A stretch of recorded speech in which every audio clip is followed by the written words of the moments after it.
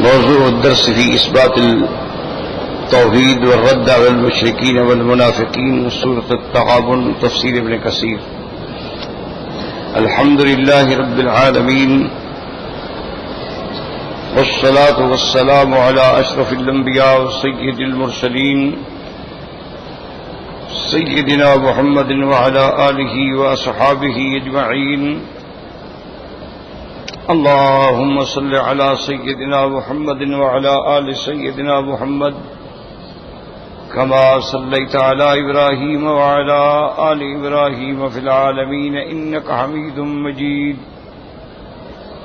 أعوذ بالله من الشيطان الرجيم. بسم الله الرحمن الرحيم. يسبح لله ما في السماوات وما في الأرض له الملك وله الحمد وهو على كل شيء قدير. هو الذي خلقكم فمنكم كافر ومنكم مؤمن والله بما تعملون بصير.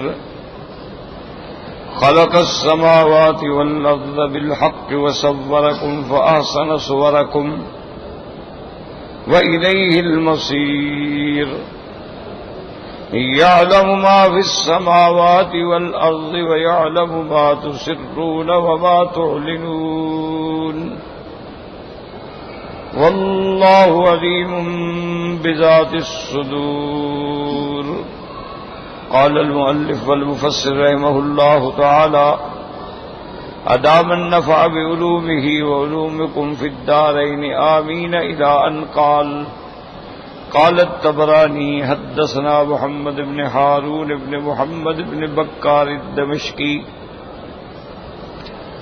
حدثنا العباس بن الوليد الخلال حدثنا الوليد بن الوليد حدثنا ابن صوبان عن عطاء بن أبي رباح عن عبد الله بن عمر رضي الله تعالى عنه قال قال رسول الله صلى الله عليه وسلم ما من مولود يولد إلا مكتوب في تشبيك رأسه 5 آيات من سورة التغابن.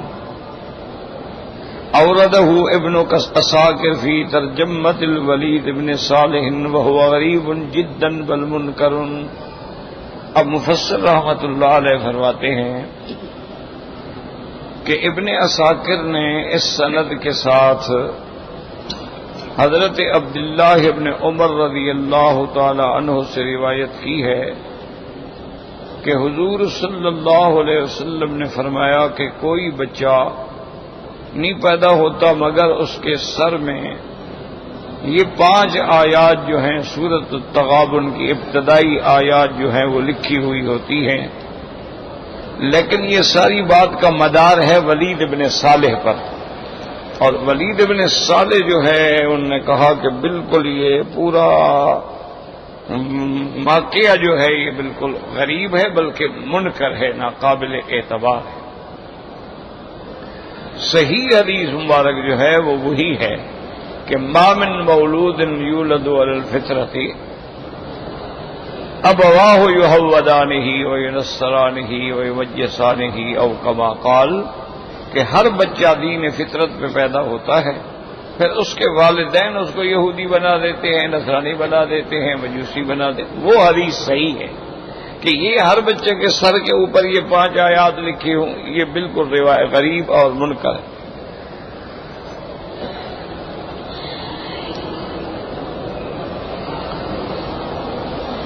اب مفسر رحمت اللہ علیہ ان آیات کی تفسیر بیان فرماتے ہیں کہ هذه السورة هي آخر المسبحات وقد تقدم الكلام على تسبيح المخلوقات لبارئها ومالكها.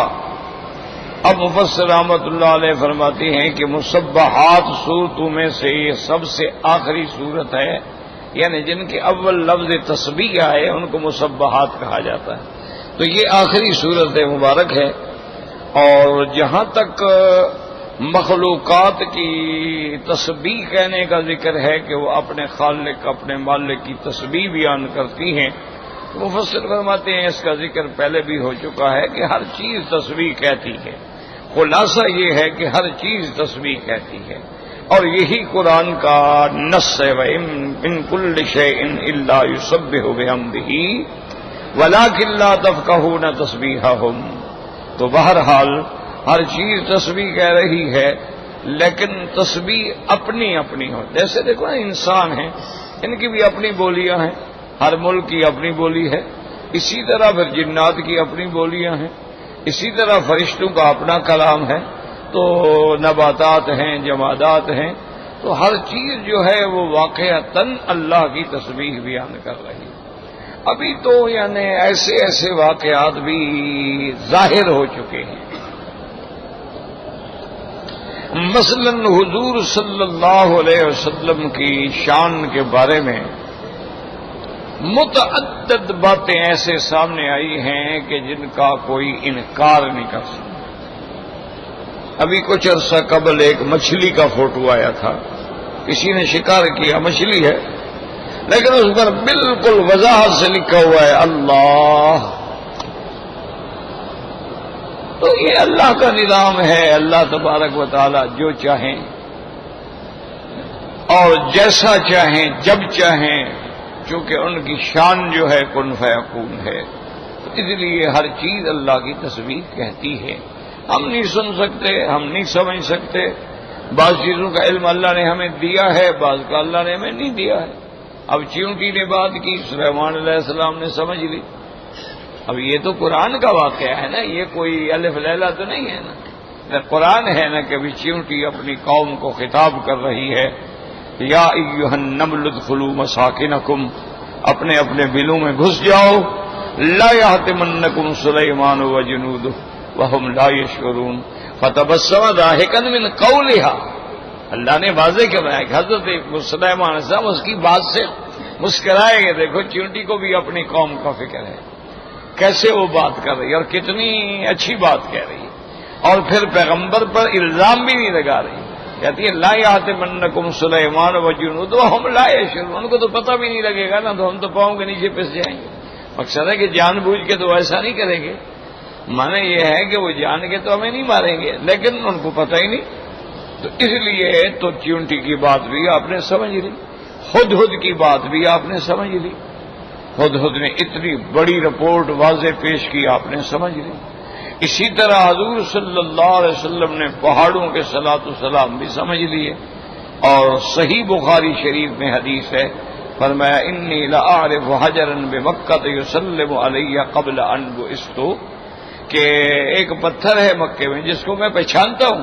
فرمایا میں پہچانتا ہوں، میں جانتا ہوں یہ پتھر ہے، کہ ابھی مجھے نبوت بھی نہیں ملی تھی اور میں اس پتھر کے قریب گزرتا تھا تو وہ مجھ پہ سلام پڑھتا تھا. تو اب حضور صلی اللہ علیہ وسلم نے پتھر کا سلام سنا اور سمجھا کہ سلام پڑھ رہا ہے.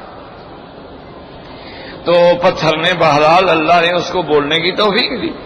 اسی طرح کئی واقعات ہیں کہ ایک اونٹ آ کے حضور کے پاؤں پہ گر گیا، اپنی گردن پاؤں پہ رکھ دی اور بل بلا رہا ہے اور بل بلا رہا ہے. حضور نے فرمایا اس کے مالک کو بلاؤ. تو اس اونٹ کے مالک کو بلایا گیا. حضور نے فرمایا یہ تمہاری شکایت کر رہا ہے کہ یہ مجھے کھانے کو نہیں دیتا اور کام زیادہ لیتا ہے. خبردار آئندہ کسی جانور پہ ظلم نہیں کرنا. تو آپ نے اس کی بات سن لی، سمجھ لی کہ کیا کہہ رہا ہے، کہ بھی کام زیادہ لیتا ہے لیکن مجھے گھاس پورا نہیں دیتا ہے، خوراک پوری نہیں دیتا. تو اللہ تبارک و تعالیٰ کبھی کبھی ایسے حالات ظاہر فرما دیتے ہیں کہ وہ لوگ جو ہیں وہ خود سنتے ہیں، خود سمجھتے ہیں. اور اسی طرح یہ تو بڑے عجیب عجیب واقعات گزرے ہیں کہ صحابہ کرام رضوان اللہ علیہم اجمعین نے بھی تسبیحات سنی ہیں. اسی طرح اولیاء اللہ نے بھی تسبیحات سنی ہیں. تو یہ حقائق ہے، یہ حقیقت ہے. بات صرف اتنا ہے کہ دیکھو نا، اب اینک کے بغیر میں نہیں دیکھ سکتا، میں نہیں پڑھ سکتا. اینک لگا لیتا ہوں تو پڑھ لیتا ہوں. اسی طرح جب ہمارے دلوں کے پردے اڑ جاتے ہیں نا اور تعلق اللہ سے قائم ہو جاتا ہے تو پھر ساری باتیں سمجھ آ جاتی.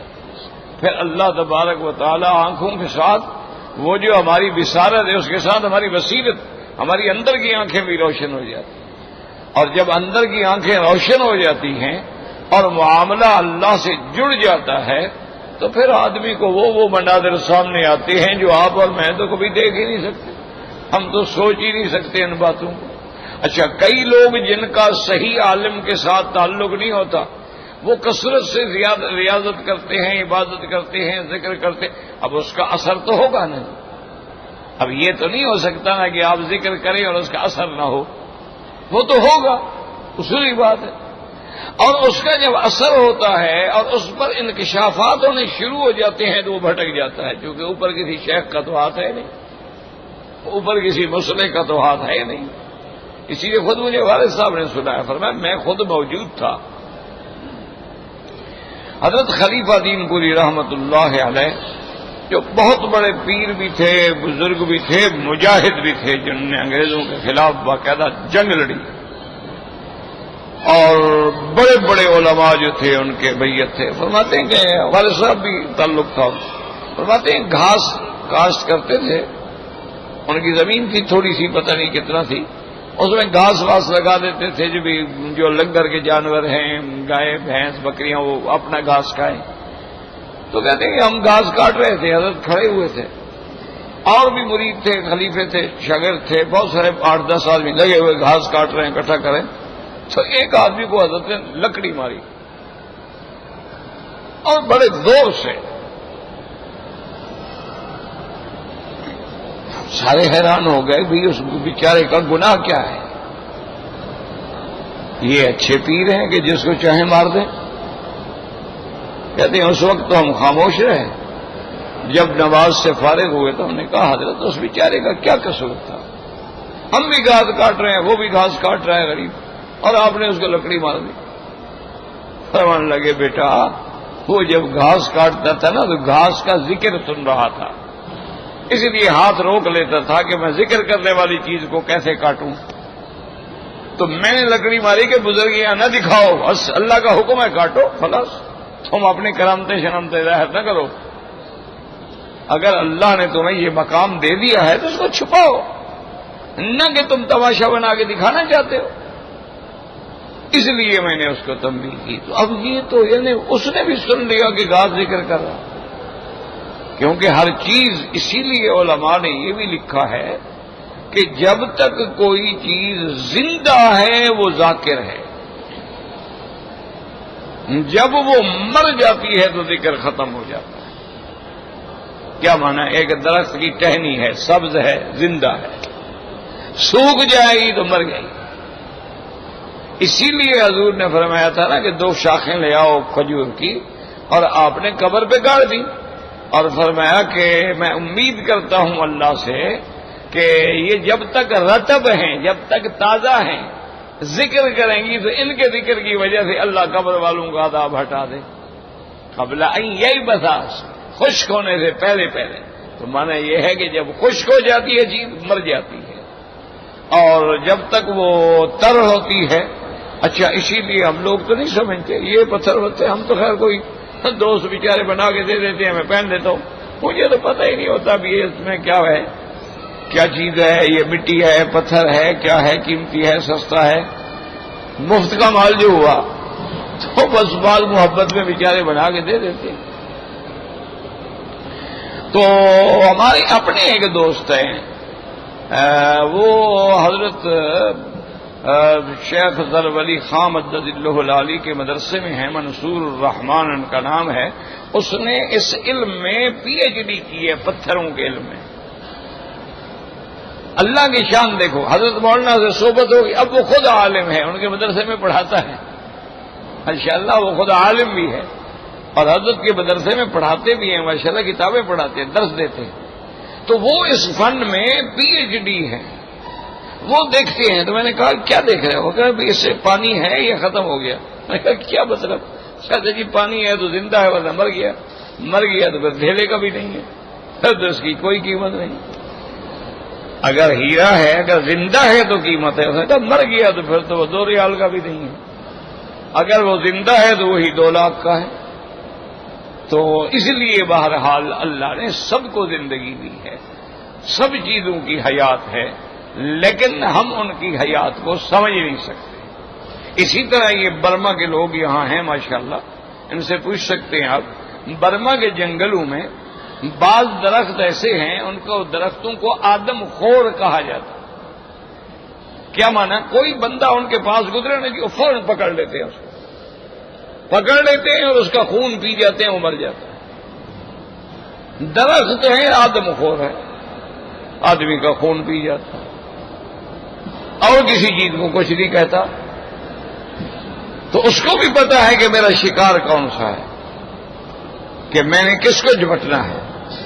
اسی طرح دیکھیں آپ کہ بھی آپ سمندر میں دریاؤں میں جائیں، اگر شارک مچھلی کسی طرح آپ کو اس نے دیکھ لیا، اس کو بو آتی ہے انسانوں کو، بس پھر سمجھیں کہ آپ گئے۔ وہ جب تک انسان کا خون نہ پیے نا اس کو چین ہی نہیں آتا، اس کو غذائی پوری نہیں ہوتی۔ انسان کی اتنی بڑی دشمن ہے۔ اب وہ سمجھتی ہے کہ میرا شکار کون سا ہے۔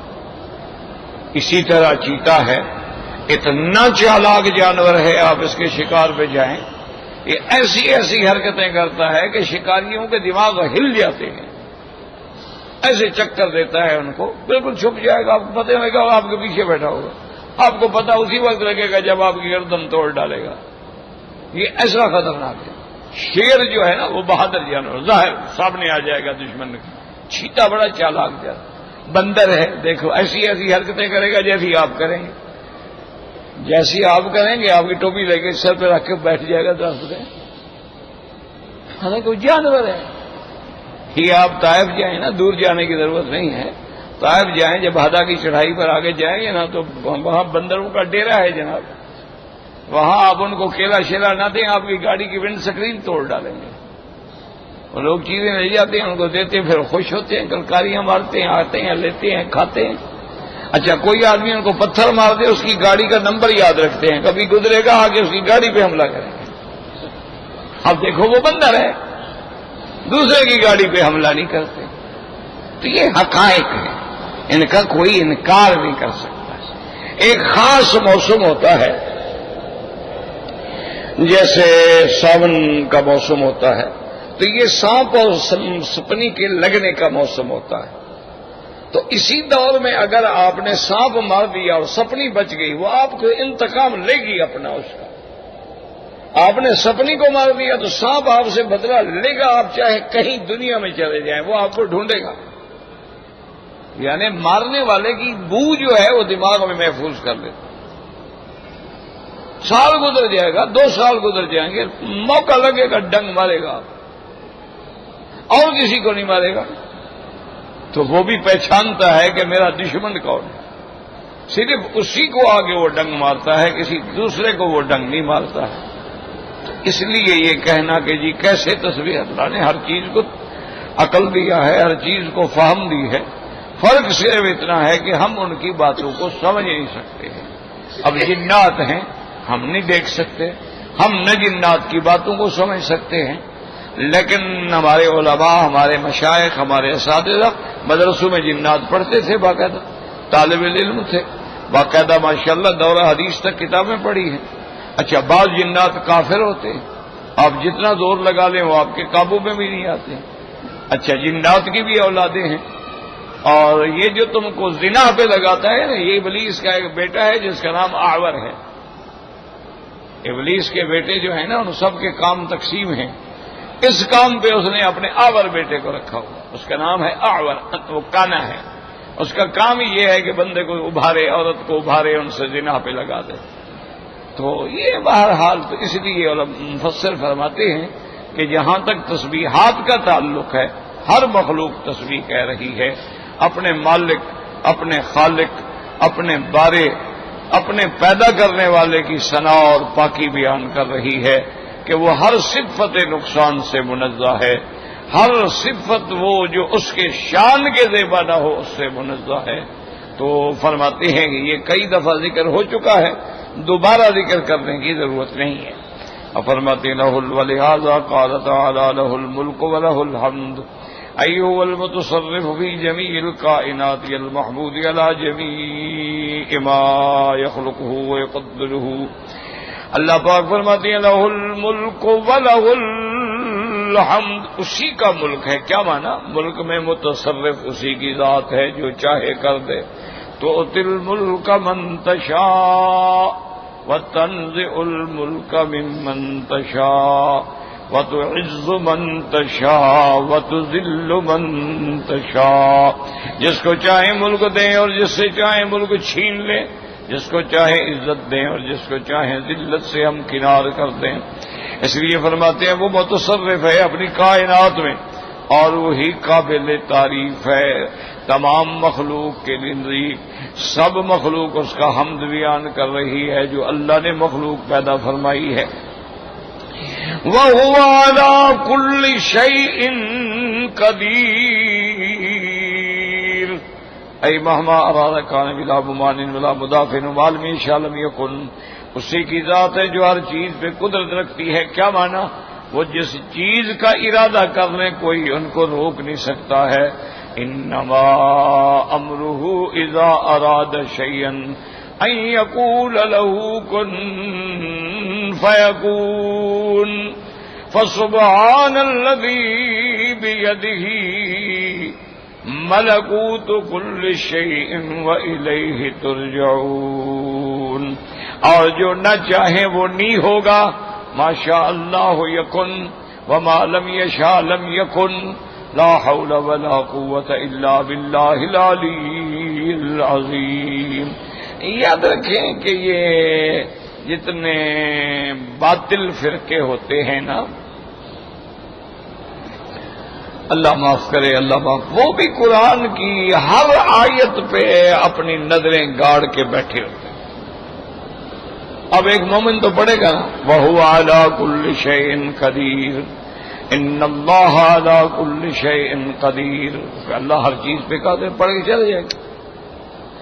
دشمن جو ہے نا جی وہ معاف نہیں کرتا. وہ کہتا ہے جی اللہ ہر چیز پہ قادر ہے، تو کیا اللہ حضور محمد مصطفیٰ دوسرا پیدا فرما دیں گے؟ اگر آپ کہیں گے نہیں تو وہ کہے گا پھر ہر چیز پہ قادر کہتے ہیں. اگر آپ کہیں گے ہاں تو کہے گا ٹھیک ہے، اس کا معنی ہے پھر نبوت چل سکتی ہے. پھر ختم نبوت کیسے ہوئی؟ اللہ معاف کرے، اللہ معاف کرے. اسی لیے بڑے بڑے علماء بھٹک گئے امکان کذب کے مسئلے پر. بڑے بڑے علماء کے پاؤں پھسل گئے. وہ آپ سے سوال کرے گا جی اللہ تبارک و تعالی اس جنت کو فنا کر دیں، قادر ہیں. اب آپ کہیں گے قادر ہیں، وہ کہیں گے حدیث میں آتا ہے کہ جنت پہ تو فنا ہوگی نہیں.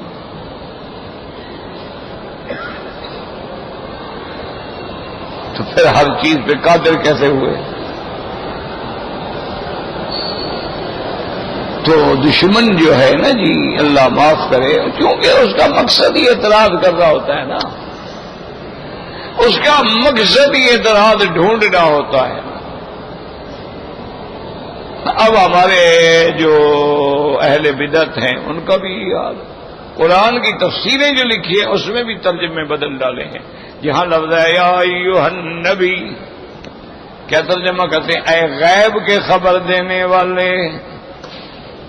اللہ کے بندے یا ایھا النبی میں کون سا لفظ ہے غیب کے خبر دینے والا؟ کہتے ہیں بھائی نبی کا معنی یہ خبر دینے والا ہوتا ہے نا، اور جو ہم نہیں جانتے ہیں اس کی خبر دے رہا ہے تو غیب کی خبر دینے والا ہوا نا. تو وہ اپنا مطلب نکالتے، اور جو دہریے ہیں منکرین اسلام ہیں وہ اپنا مطلب نکالتے ہیں. تو اس لیے ہمیشہ یاد رکھو ایک ہے اللہ کا ہر چیز پہ قادر ہونا، موٹی بات یاد رکھو، اس میں کوئی شک نہیں. جو یہ عقیدہ نہ رکھے وہ کافر ہے.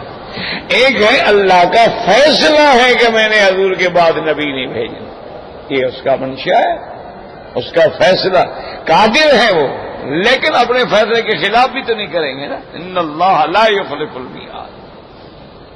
اسی لیے اللہ فرماتے ہیں کل من علیہا فان، ہر چیز قابل فنا ہے. یعنی اللہ چاہے تو حوروں کو بھی فنا کر دیں، غلمان کو بھی اور جنت کو بھی، لیکن اللہ کریں گے نہیں. قابل ہلاک تو ہیں لیکن اللہ نے ان کو ہمیشہ کے لیے بنایا ہے، وہ دار البقا ہے، یہ دار الفنا ہے۔ تو اس لیے یاد رکھیں کہ ہر چیز پہ قادر ہے، لیکن وہ نہ کرنے پہ بھی تو قادر ہے نا، جیسے کرنے پہ قادر ہے نہ کرنے پہ بھی تو قادر ہے۔ اس لیے اگر اللہ نے کوئی فیصلے کیے ہیں تو وہ اس کا فیصلہ ہے۔ فیصلہ ہونا الگ بات ہے کہ اللہ نے ایک فیصلہ کر دیا ہے کہ میرا محبوب جو ہے وہ خاتم النبیین ہے، اور جس کے بعد لا نبی بعدہ ولا رسول بعدہ ولا معصوم بعدہ ولا کتاب بعد کتابہ ولا شریعت بعد شریعت، کہ جس کے بعد کوئی نبی نہیں، کوئی کتاب نہیں، کوئی شریعت نہیں، کوئی پیغمبر نہیں، یہ اللہ کا فیصلہ ہے۔ تو اسی طرح ایک پنجابی کا شاعر تھا نا، وہ کہتا سی کہ میرے مدنی پاک کو جب اللہ نے پیدا کیا نا تو او دے بعد نبوت دا پیمانہ ہی توڑ دیتا، وہ پیمانہ ہی توڑ چھڈیا ہے کہ ہن اور نبی نہیں بنانا میں نے، بس خاتم النبیین آ گیا ہے۔ تو بہرحال یاد رکھا کریں ہر چیز پہ قادر ہونا الگ بات، جیسے ایک آسان بات ہے، مثلا تم قرآن شریف پڑھنے پہ قادر ہو، نہیں پڑھ رہے، تو اس کا معنی یہ تو نہیں کہ چونکہ نہیں پڑھ رہے تو لہذا قادر بھی نہ ہوئے۔ یہ ایسے اعتراضات ہوتے ہیں اور عام لوگوں کو وہ بے وقوف بنا لیتے ہیں، لیکن جو سمجھدار ہوتے ہیں الحمدللہ، یہ جن کو بزرگوں کی صحبت ہوتی ہے، علماء کی صحبت ہوتی ہے، وہ پھر غلطیاں نہیں کرتے ہیں۔ اصل بات صحبت ہے کہ کسی اہل اللہ کی صحبت میں اپنی زندگی کو گزاریں، اس صحبت کے پھر برکات ہوتے ہیں، ثمرات ہوتے ہیں۔ اس لیے اللہ فرماتے ہیں لہ الملک ولہ الحمد، یعنی وہی متصرف ہے، اسی کی ذات ہی قابل تعریف ہے۔ اب فرماتے ہیں والذی خلقکم فمنکم کافر ومنکم مؤمن اے هو الخالق لکم علی هذه الصفۃ واراد منکم ذلک فلا بد من وجود مؤمن وکافر وهو البصیر بمن یستحق الہدایۃ ممن یستحق الضلال وهو شہید علی اعمال عبادہ وسیجزیہم بها تم الجزاء۔ اب مفسر فرماتے ہیں وہ خالق ہیں، هو الذی خلقکم، یعنی هو الخالق لکم، اللہ پاک نے تمہیں اس صفت پہ پیدا فرمایا ہے، اور اللہ تبارک و تعالی جو چاہتے ہیں اس کا وجود ہونا لازمی ہے۔ تو جب اللہ نے مومن اور کافر کا فیصلہ کیا ہے تو مومن بھی ہوں گے، کافر بھی ہوں گے دنیا کے اندر۔ باقی یہ ہے کہ کیوں مومن ہے، یہ کیوں کافر ہے، وَهُوَ الْبَصِيرُ بِمَن يَسْتَحِقُّ الْهِدَایَةَ مِمَّن يَسْتَحِقُّ الضَّلَالَ، وہ جاننے والے ہیں کہ ہدایت کا حقدار کون ہے اور گمراہی کا حقدار کون ہے۔ اب دیکھیں مقناطیس کا ٹکڑا ہوتا ہے، اس میں اللہ نے ایک اثر رکھ دیا ہے۔ آپ سونا رکھیں، چاندی رکھیں، اس کو نہیں پکڑے گا، آپ لوہا رکھیں اس کو پکڑے گا، یعنی مقناطیس بھی سمجھتا ہے کہ میں نے کس کو پکڑنا ہے۔ تو جو اس کا خالق ہے اس کو نہیں پتا ہے کہ کون کافر ہونے کا حقدار ہے اور کون ایمان والے کا حقدار ہے۔ اچھا یہ کیوں پیدا کیے؟ امتحان ہی تب ہوگا جب دو چیزیں ہوں گی، جب دو چیزیں ہی نہیں ہوں گی تو پھر امتحان کیسا ہوگا؟ امتحان تو یہی ہے نا جی کہ بڑے بڑے لوگ ہیں، دیکھیں نصارہ میں، یہودیوں میں کتنے بڑے بڑے لکھے لوگ ہیں، لیکن اللہ پہ صحیح ایمان نہیں لے آئے۔ عیسیٰ علیہ السلام کو خدا کا بیٹا بنا کے کھڑے۔ ہندوؤں میں دیکھ لیں کتنے بڑے بڑے پڑھے پڑھے لکھے لوگ ہیں، اعلیٰ تعلیم یافتہ ہیں، اعلیٰ ڈگریاں ہیں، لیکن حالت دیکھو کہ گائے کو گاؤ ماتا سمجھتے ہیں، اور جناب گنگا کے پانی سے نہانے سے بالکل پوتر ہو جاتا ہے آدمی، اور اگر چھوٹی ذات والا برتن کو ہاتھ لگا دے تو وہ پلیت ہو جاتے، یہ ان کے عقیدے۔ اب دیکھو کہاں گیا وہ علم۔ مقصد کیا ہے کہ جب اللہ ہدایت نہ دے تو علم کیا کرے؟ علم تو ہے لیکن ان کے مقدر میں وہ ہدایت نہیں ہے۔ اس کے مقابلے پہ آپ دیکھیں کہ چھوٹا آدمی ہوتا ہے، جاہل ہوتا ہے، جٹ ہوتا ہے، لیکن پکا مومن ہے، صحیح عقیدہ رکھنے والا۔ تو یہ اللہ کا نظام ہے، وَهُوَ الْبَصِيرُ، اسی لیے مفسر نے فرما دیا وہ جاننے والے ہیں ہدایت کا مستحق کون ہے اور گمراہی کا مستحق جو ہے وہ کون ہے۔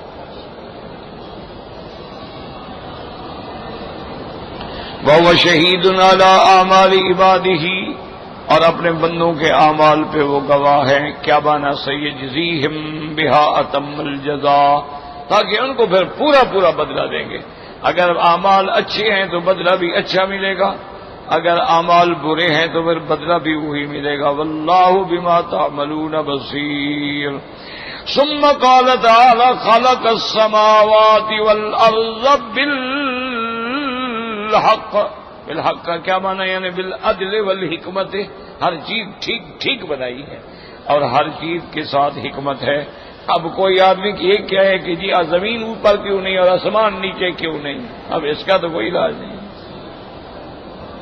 تو جس چیز کو اس نے اوپر رکھنا تھا وہ اوپر ہے، جس کو نیچے رکھنا تھا وہ نیچے.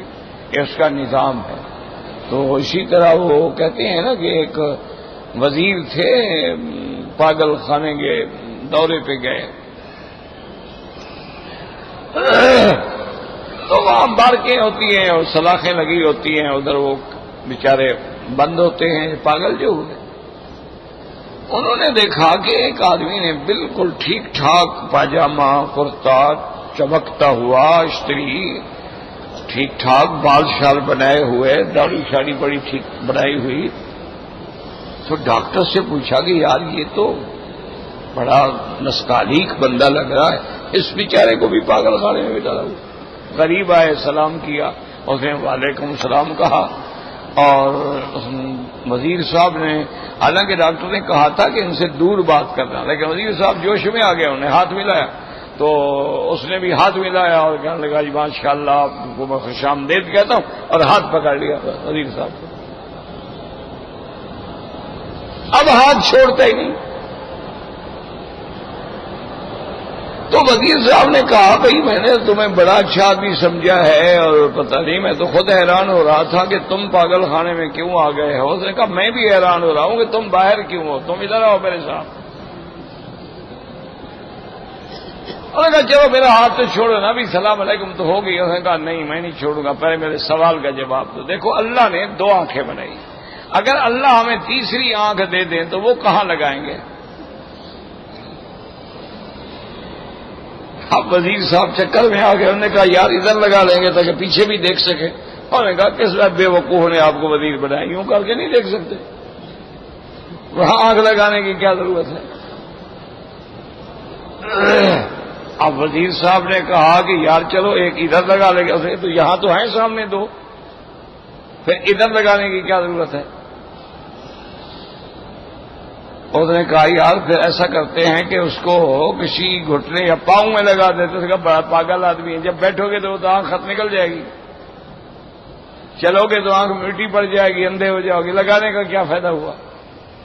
اور ڈاکٹر نے سمجھایا کہ وزیر صاحب بحث نہ کرو، اس سے پوچھو کہ تم بتاؤ، ہمیں نہیں پتا. تو اب وزیر صاحب کو سمجھ آئی تو اس نے پوچھا کہ اچھا اب یار ویسا کرو نا، ہم تو نہیں سمجھ سکے، آپ بتاؤ. ہاں دیکھا نا اب مطلب کہ ہاتھ چھوڑ دیا. اچھا جلدی جلدی وزیر صاحب نے تو اپنا ہاتھ نکالا. انہوں نے کہا وزیر صاحب تمہاری عقل ہی نہیں ہے، اگر اللہ ہمیں تیسری آنکھ لگا دے دے نا، ہم یہاں لگا دیں گے اس کے. انہوں نے کہا یہاں کیوں لگا دیں گے؟ انہوں نے کہا گلا خراب ہوگا ایسے کر کے دیکھ رہے ہیں، نیچے کسی کو بواسیر ہوگی تو انگلی دے کے دیکھ لیا کریں گے. تو یہاں ہونے کا فائدہ ہوگا نا، ادھر ادھر کیا فائدہ ہوگا؟ تم بڑے کیسے بے وقوف وزیر ہو. اس لیے ہمیشہ یاد رکھیں کہ اللہ نے جو بنایا ہے اسی میں وہ عدل بھی ہے، حکمت بھی ہے کہ اس نے آسمانوں کو اونچا کیا ہے، زمینوں کو اس نے نیچے کیا ہے، اس نے دریا بہائے ہیں، اعلیٰ سے پانی اسفل کی طرف آتا ہے، اس نے مرد اور عورت بنائی ہے، ایک میں قوت فاعلیت ہے، ایک میں قوت انفعالیت ہے. یہ اس کا نظام ہے. اب یہ اسی لیے جھگڑے ہوتے ہیں جب عورتیں کہتی ہیں ہمیں آزادی دو تاکہ ہم مرد بن جائیں، اور مرد بیچارے عورت بننے کی کوشش میں ہیں کہ بھی ہم عورت کی طرح نازک نفیس ہو جائیں اور اسی طرح کپڑے پہنیں، اسی طرح فیشن کریں، اسی طرح میک اپ کریں اور اسی طرح لچک کے چلیں. تو اسی لیے وہ نظام بگڑ جائے گا. عورت رہے گی، مرد رہے گا، تب گاڑی چلے گی. امام ہوگا، مقتدی ہوگا. اب اگر ہر مقتدی چاہے نہیں جی میں تو امام ہوں، تو پھر نماز نہیں ہو سکتی، جماعت کم از کم نہیں ہوگی۔ تو اللہ کا نظام ہے، کسی کو اعلیٰ بنا دیا، کسی کو ادنا بنا دیا، کسی کو اللہ نے اونچا بنا دیا، دیکھو 6 فٹ کے قد ہے، اور کسی کو دیکھو 3 فٹ کا قد ہے، کسی کو اللہ نے کالا بنا دیا، کسی کو گورا بنا دیا، اللہ نے مختلف خلیات میں جین رکھے ہیں، تو یہ سارا اس کا نظام ہے۔ اور جب کوئی اس پہ غور کرتا ہے تو اس کے منہ سے لازم نکلتا ہے وَتَبَارَكَ اللَّهُ أَحْسَنُ الْخَالِقِينَ۔ اس کے بعد فرماتے ہیں خلق السماوات والارض بالحق اے بالعدل والحکمت وصورکم فاحسن صورکم اے احسن اشکالکم، تمہاری شکلیں کیسی کیسی اللہ نے خوبصورت بنائی ہیں۔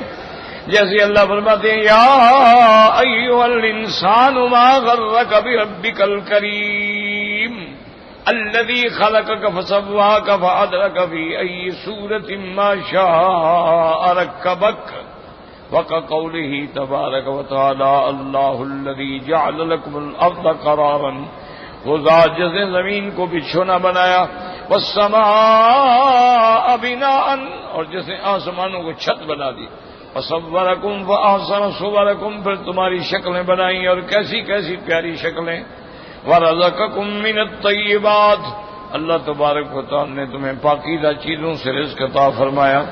وقوله تبارک وتعالی وإلیہ المصیر، المرجع والمآب، اسی کی طرف لوٹنا ہے۔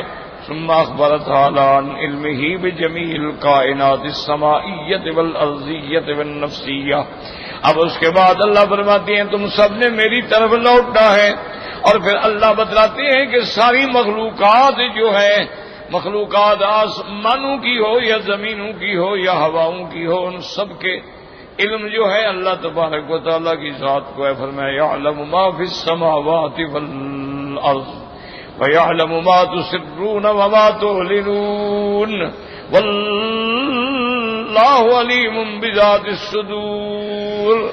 الم یأتکم نبأ الذین کفروا من قبل فذاقوا وبال امرهم ولهم عذاب علیم۔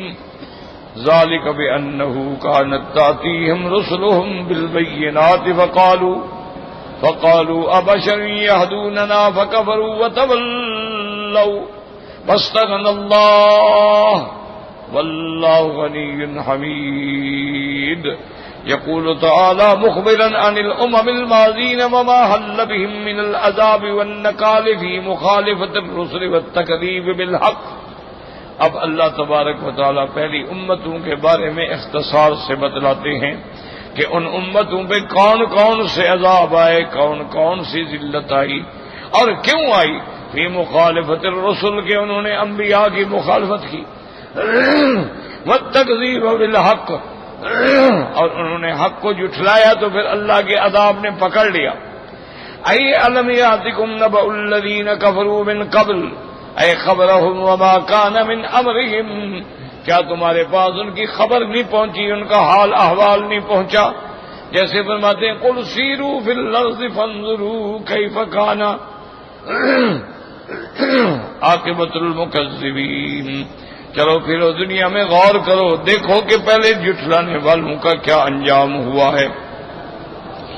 یہاں فرماتے ہیں وذاقوا وبال امرهم ای وخیم تکذیبهم وردی افعالهم وهو ما حل بهم في الدنيا من العقوبة والخزي، کہ اللہ تبارک و تعالی نے ان کی تکذیب کی وجہ سے، ان کے گندے عقائد و افعال کی وجہ سے دنیا میں ان پہ کیا گزری، دنیا میں اللہ نے ان کو کیسا ذلت والا عذاب دیا، اور پھر اصل عذاب جو ہے وہ تو آخرت میں ہوگا جو کبھی ختم نہیں ہوگا۔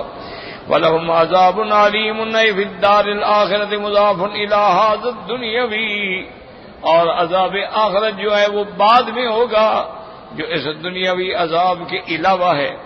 ثُمَّ عَلَّلَ ذَٰلِكَ فَقَالَ ذَٰلِكَ بِأَنَّهُ كَانَت تَّأْتِيهِمْ رُسُلُهُم بِالْبَيِّنَاتِ بالحجج والدلائل والبراہین، ان کے پاس پیغمبر آئے، اللہ کی آیات لے کے آئے، معجزات لے کے آئے، دلائل لے کے آئے، براہین لے کے آئے۔ فقالوا ابشر یہدوننا استبعدوا ان تکون الرسالۃ فی البشر، وہ کہنے لگے یہ کیسے ہو سکتا ہے کہ ایک بشر جو ہے وہ نبی ہو، یعنی وہ بشریت کے قائل تھے، نبوت کے منکر تھے کہ بشر نبی نہیں ہو سکتا، جیسے آج کا جاہل کہتا ہے کہ نبی بشر نہیں ہو سکتا، بات ایک ہی ہے۔ وَأَن يَكُونَ هُدَاهُمْ عَلَىٰ يَدِ بَشَرٍ مِثْلَهُمْ، وہ اس بات کو بڑا دور سمجھتے تھے کہ ایک بندہ ہماری ہدایت کرے۔ آپ تو ہماری طرح ہیں، ہماری طرح کھاتے ہیں پیتے ہیں، دکھ ہے سکھ ہے، تو ہم تمہاری بات کیوں مان لیں؟ ہم اپنے باپ دادی کی بات کیوں نہ مانیں؟ وَقَالُوا أَبَشَرٌ يَهْدُونَنَا اسْتَبْعَدُوا فَكَفَرُوا وَتَوَلَّوْا وَكَذَّبُوا بِالْحَقِّ وَنَكَلُوا عَنِ الْعَمَلِ، انہوں نے تکذیب کی اور عمل حق پر چلنا بھی چھوڑ دیا۔ وَاسْتَغْنَى اللَّهُ، اللہ بھی ان سے پھر بے پرواہ ہو گئے۔ وَاللَّهُ غَنِيٌّ حَمِيدٌ، اللہ تبارک و تعالی غنی ہیں، اللہ تبارک و تعالی تمام حمد کے سزاوار ہیں۔ واللہ اعلم۔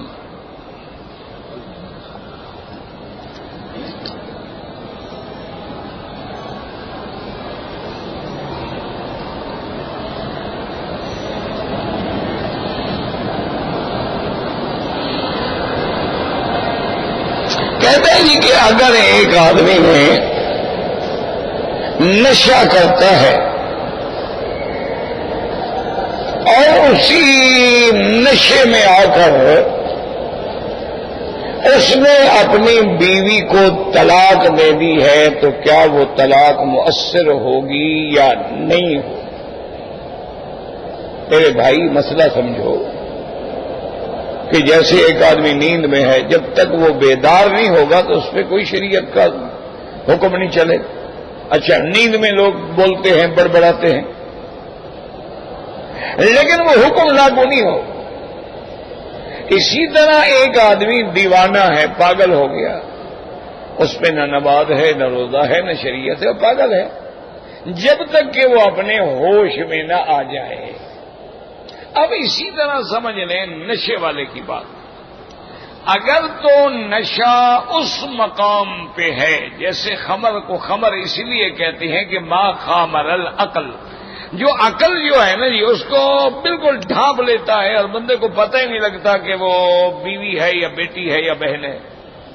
تو کبھی بیوی کو بیٹی بنا رہا ہوتا ہے، کبھی بیٹی کو بیوی بنا رہا ہوتا ہے، کبھی بہن کو بیوی بنا رہا ہوتا ہے، اس کا عقل ٹھکانے نہیں ہے۔ اس حال میں اگر اس کے منہ سے کوئی بکواس نکلا ہے تو اس کی تو کوئی حیثیت نہیں، کہ اس کو تو پتہ ہی نہیں۔ جب ایک آدمی اپنی بیٹی کو بیوی سمجھ لے، جو آدمی نعوذ باللہ اپنی بہن کو بیوی سمجھے یا بیوی کو بیٹی بنا لے، تو اس کی زبان کا پھر کیا اعتبار ہے؟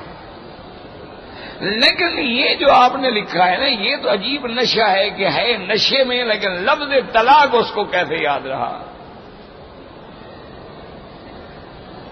بات یہ ہے نشے میں ہے، آ کے ڈنڈا مار دیتا، دھکے دے کے گھر سے نکال دیتا، گالیاں بکتا، لڑائی کرتا۔ لفظ طلاق تو عربی کا لفظ ہے، یہ اس نشے والے کو کیسے یاد رہ گیا؟ اس کا معنی ہے کہ اس کو وہ نشہ نہیں تھا جس کو نشہ کہتے، وہ سب سمجھ رہا تھا اور اس نے جان کے طلاق دی، اب بہانے بنا رہا ہے مجھے نشہ تھا۔ تو بہرحال وہ طلاق جو ہے ہر حال میں ہو جائے۔ دیکھیں نا، بہت بہت تمہارے بڑے بڑے تمہارے لیڈر ہیں، اللہ معاف کرے، اللہ ان کی بھی ہدایت کرے، جو مر گئے اللہ ان کی مغفرت کرے، جو زندہ ہیں اللہ ان کو ہدایت کرے۔ ہمارے دشمن تو نہیں ہوتے ہیں، وہ تقریر نہیں کر سکتے جب تک شراب نہ پئیں، پہلے پیگ لگائیں گے پھر کھڑے ہو کے تقریریں کریں گے۔ اچھا، بعض جو ہیں وہ تو اس حد تک پہنچ جاتے ہیں کہ وہ یعنی بعض شرابیں جو ہے نا سرخ ہوتی ہیں، ریڈ ہوتی ہیں، بعض وائٹ ہوتی ہیں، بعض وائن ہوتی ہیں، بعض وسکیز ہوتی ہیں، بعض شیمپئنز ہوتی ہیں، شیری ہوتی ہیں، بڑی عجیب ہوتی ہیں، بعض جن ہوتی ہیں، جانی واکر ہوتی ہیں، عجیب بلائیں ہیں۔ یہ بھی ایک علم ہے نا، وہ بالکل پانی کی طرح ہوتی ہے۔ اب وہ بدبخت بوتل ساتھ رکھ لیتے، اسی میں وہ شراب ہوتی ہے۔ لوگ سمجھتے ہیں بیچارہ تقریر کے جوش میں آگے گلا خشک ہو گیا، پانی پی رہا ہے، وہ شراب پی رہا ہوتا ہے، لیکن تقریر میں کوئی فرق نہیں آتا۔ تو معنی یہ ہے کہ ان پہ نشہ اثر نہیں کر رہا ہے، اگر نشہ اثر کرے تو وہ تو کچھ کا کچھ کہنا شروع کر دینا. اس لیے اگر اس نے لفظ طلاق ادا کیا ہے تو معلوم ہوا اس کو نشہ وشہ کوئی نہیں تھا. اب جان بچانے کے لیے مولویوں کے پاس آئے گا, کسی کو کچھ کہے گا, کسی کو کچھ کہے گا. پھر کہتے ہیں نہیں مولوی صاحب نے اس نے تو یہ کہا, بھائی تم لڑاتے ہو نا, اس کو تم نے الگ بات بتائی, اس کو الگ بات بتائی. جو بتاؤ گے مولوی بیچارہ تو اسی پہ بات کرے گا.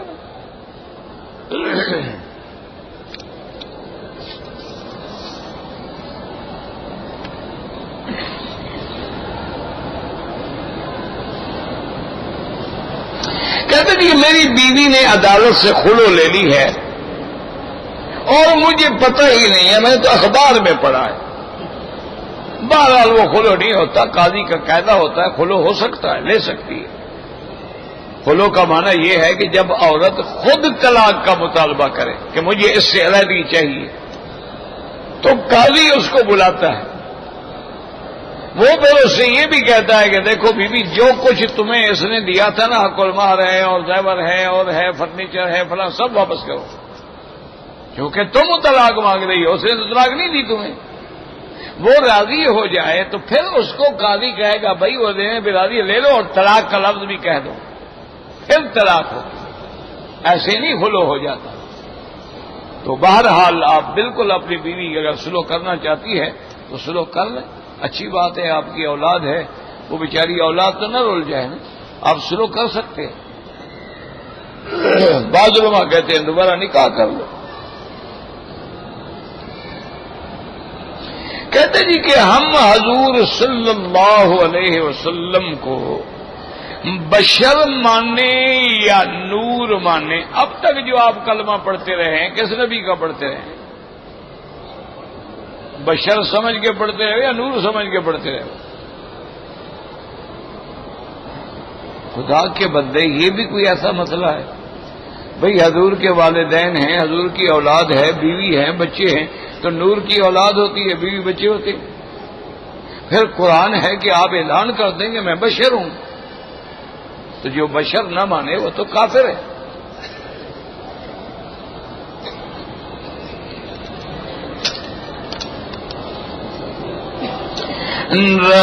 رسول اور نبی میں فرق ہوتا ہے. رسول صاحب کتاب اور صاحب شریعت ہوتا ہے. نبی کے بعد ضروری نہیں کہ کتاب ہو. جیسے ہارون علیہ السلام نبی تھے, صاحب شریعت جو تھے موسیٰ علیہ السلام تھے, وہ بھی اسی تورات پہ عمل کرتے. باقی کتنا زمانہ گزر گیا کیلنڈر تو میرے پاس ہے نہیں. ویسے کہتے ہیں کہ حضور سے پہلے 1200 سال پہلے گزرے, اللہ عالم.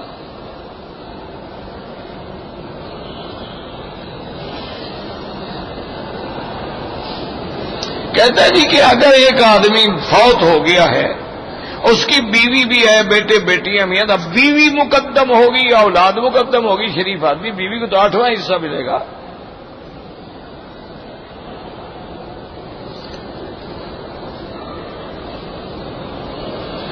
کہتے جی کہ بعض علماء اہل حدیث جو ہیں وہ 13 تاریخ کو بھی طواف زیارت کا اجازت دیتے ہیں. ٹھیک ہے, ہم تو ان کی کبھی مخالفت نہیں کرتے. ان کی بھی ایک سوچ ہے, سمجھ ہے کہ چونکہ ایام حج جو ہیں وہ 13 تک جاتے ہیں, حتیٰ کہ 13ویں تاریخ کی کنکریاں بھی سنت ہیں, اگر کوئی مارے گا تو 13 تاریخ کی کنکریاں بھی ثابت ہیں. اس لیے وہ کہتے ہیں کہ جب حج کے ایام یعنی 9 کو عرفات, 10 کو یوم النحر, 11, 12, 13 جو ہے یہ بھی ایام رمی ہیں.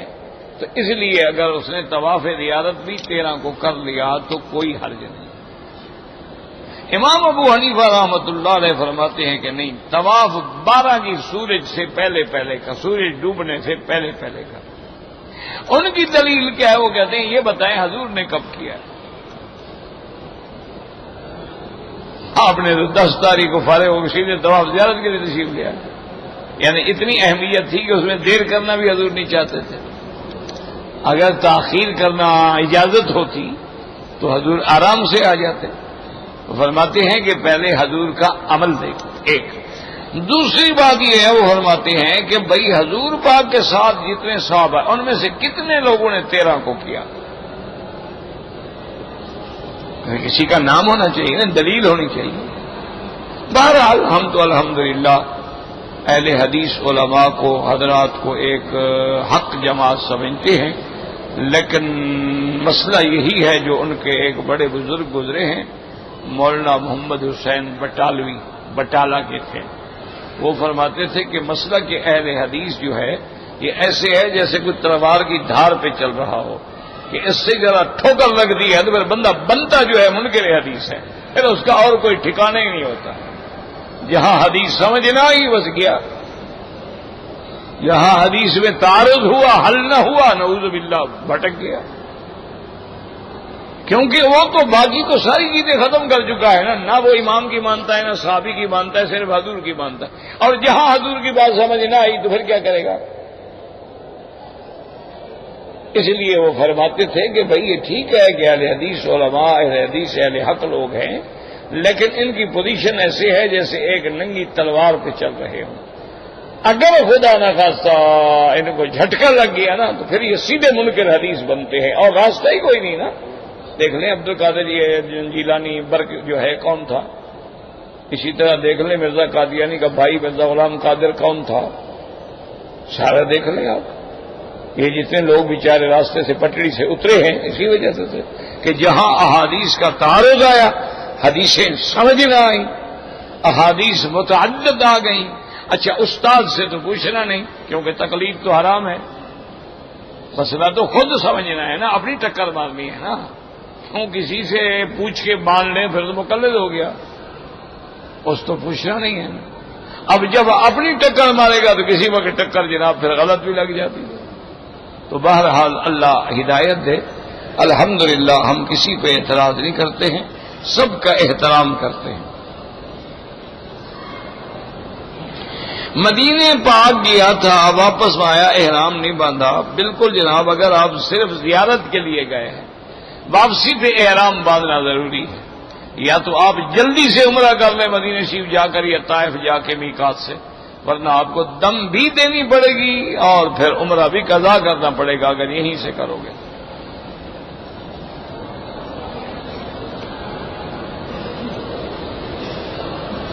کہتے ہیں جی کہ انسان جو ہے یہ زیر ناف بالوں کی جو صفائی کی جاتی ہے، اس کی ابتدا کہاں سے ہوئی اور کیوں کی جاتی ہے؟ نہ کیا کرو، سکھ بن جاؤ.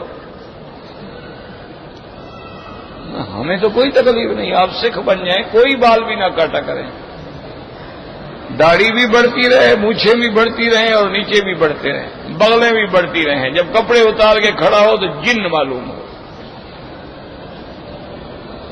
یہ تو شریف آدمی، حضور نے فرمایا کہ اشر و خصال، یہ 10 صفتیں جو ہیں سنن الانبیاء والمرسلین، یہ تو ہر نبی کی سنت ہے،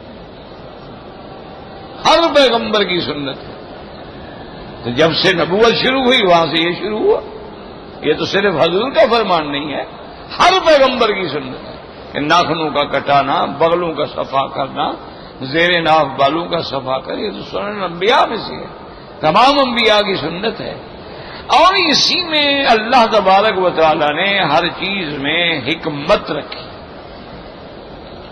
اگلے دن ہی میں پڑھ رہا تھا کہ ایک ڈاکٹر نے لکھا کہ اگر آدمی کو مثلا ڈکار آتا ہے یا اس کو جمائیاں آ رہی ہیں تو وہاں تو بس لا حول ولا قوت الا باللہ پڑھ لے. لیکن اگر چھینک آتی ہے تو مسلمان کہتا ہے الحمدللہ، دوسرا کہتا ہے یرحمک اللہ، پھر وہ کہتا ہے یہدیک اللہ. کہتا ہے مجھے سمجھ نہیں آیا بھائی چھینک پہ کون سا شکر کر رہا ہے، کون سی نعمت ہے؟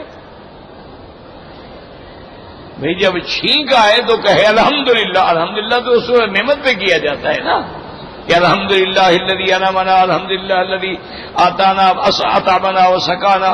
تو یہ کون سی نعمت ہے؟ اس نے کہا کہ میں نے اس بات پہ پھر ریسرچ کی.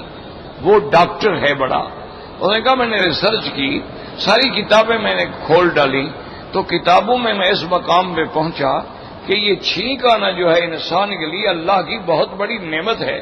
یہ چھینک آنے سے آدمی بلڈ پریشر اور برین ہیمریج سے بچ جاتا ہے، ورنہ وہ غدد جو ہے وہ رک جاتے ہیں نتیجہ یہ نکلا ہے کہ رگ پھٹ جاتی ہے، بندہ مر جاتا ہے، جب چھینک آ جاتی ہے تو رگیں کھل جاتی ہیں۔ میں نے کہا ہاں بھائی واقعی یہ تو واقعی اللہ کی اتنی بڑی نعمت ہے، یہ تو اللہ تبارک و تعالیٰ کی اتنی بڑی نعمت ہے کہ آدمی جو ہے برین ہیمریج سے بچ گیا، فالج ہونے سے بچ گیا۔ تو اس لیے اس نے کہا کہ میں نے کہا کہ صدق رسول اللہ، واقعی حضور پاک نے جو فرمایا وہ سچ فرمایا۔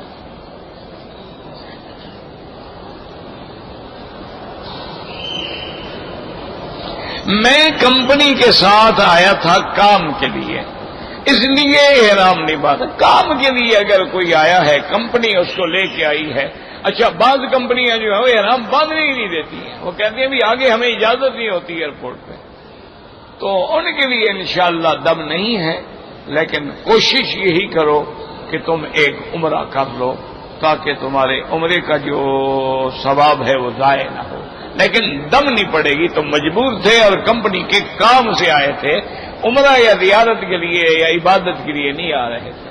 امام ابو حنیفہ رحمۃ اللہ علیہ اس پر بھی کہتے ہیں، وہ کہتے ہیں بھائی میقات ہے، کسی طرح بھی آؤ بغیر احرام کے نام۔ ربنا تقبل منا انك انت السميع العليم وتب علينا انك انت التواب الرحيم اللهم فرج هم المهمومين نفس كرب المكروبين واقض الدين عن المدينين واشفنا واشف مرضانا ومرضى المسلمين وصلى الله تعالى على خير خلقه سيدنا محمد وعلى آله وصحبه أجمعين برحمتك يا أرحم الراحمين اللهم صل على سيدنا محمد وعلى آل سيدنا محمد۔